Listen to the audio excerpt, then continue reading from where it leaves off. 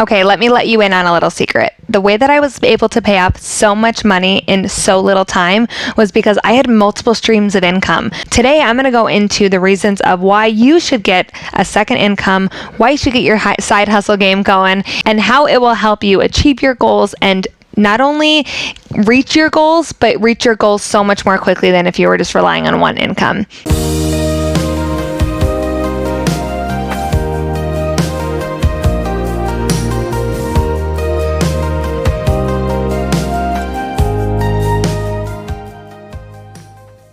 All right, so there are so many reasons that you should have extra money coming into your house. And I think this first one is really real and it resonates with us these days during COVID, but it's protection for you and your family.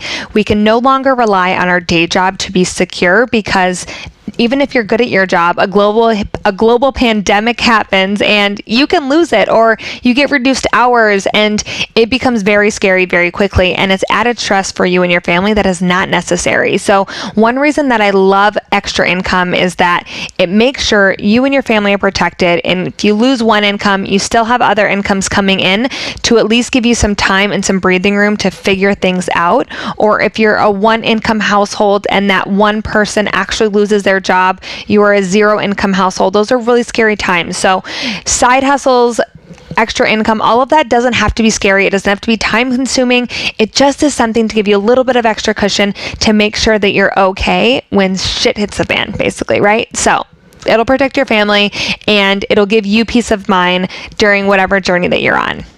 All right, reason number 2 why I love a side hustle is because it is a limitless income. Whether you're selling something online, attending an artisanal fair, babysitting, whatever it is, you have the power to make as much money as you want. Sometimes it takes more time or it takes more resources, but whatever you want, you can make more money. And so sometimes we get burnt out by our day jobs and we can't imagine working 10 more hours that week. But when we can mix it up, when we have a different source of that income, sometimes it's just that refresher that we need, and it doesn't seem as draining as if we were at that day job. And so don't think of extra work as just going to be extra dread. Sometimes it can be fun, and sometimes you can include hobbies or other areas of interest to make it just that much more exciting. All right, the third thing that you're missing out on if you only have one income is making money while you sleep. And sure, you have PTO at work potentially and you're making money while you're playing, but can you imagine waking up to an email and it says you have 20 new sales or 100 new people signed up for your course, or you have a new buyer on Etsy? Whatever it is,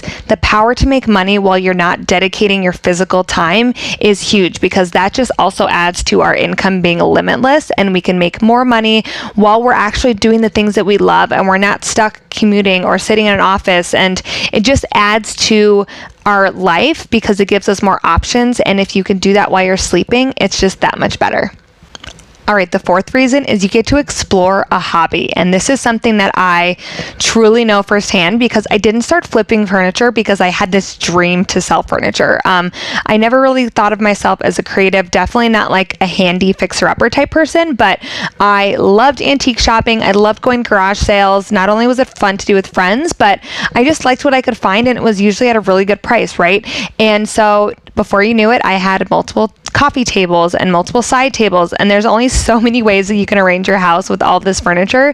So then I would start saying, okay, I have these 2 coffee tables, for example. I'm going to keep one. I'm going to get rid of the other one. Which one do I like more? And so I was able to start uplifting my physical space. I was able to redo my home just by buying cheaper items and then selling something that I was no longer in love with, right? And so at the same time that I was buying and finding these new things, it was a hobby of mine to not only go out and look for them, but to also just get rid of them at my house. That's that like decluttering part of me.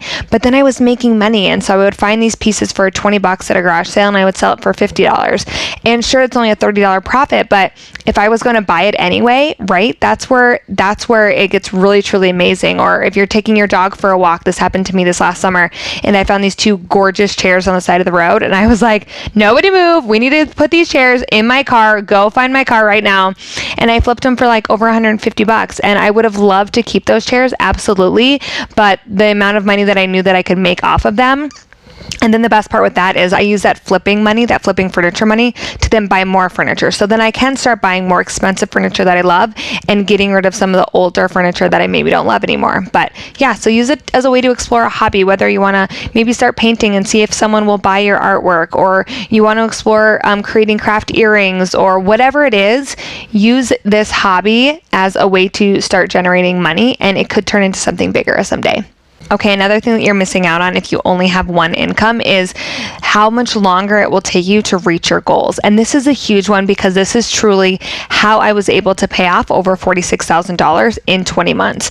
I had always worked as a waitress in college, after college, when I got back from the Peace Corps, but I was never making a dent on my student loans, and I never really knew why. I was working so much, I was making like decent income for my age, but how come I still had all of this debt, right? And it was because I wasn't being intentional with that money, with that extra income that I was generating. I was just having an inflated lifestyle. I was going out more, or I was buying new things, or I was going on more vacation, but none of that money was going towards debt. And so once I decided, like, okay, I'm going to make a change in my life and my debt is going to be gone, I started saying X amount of money has to go towards my debt every single month. Any penny that I make above that can either go towards an inflated lifestyle or vacation or whatever I wanted it to, but I committed to myself, I'm going to pay this amount of money per month to my debt so that I can be done by X date. I think my original goal was to have it paid off in 3.5 years or something like that. And so by paying it off in 20 months, I kind of blew it out of the water. But that was because as I started seeing the progress, I was getting more and more motivated, and I wanted to pay off even more. So that original monthly payment that I promised myself that I would make every single month, that was getting higher and higher every single month, because I was not making more money, but I was more motivated because I was seeing my debt actually get reduced. And so when we have extra income, we can still do the things that we love in life, but then we can reach our goals that much faster, versus if I would have said, okay, I'm going to make, or with my income, I'm going to pay X amount of money towards my debt, I would have had to maybe sacrifice in restaurants or vacations or all the things that I actually do love in life. And that would have been really hard for me, and I honestly don't know if I would have stuck to it. So by having extra income, I was able to still do those things while still hitting my goals.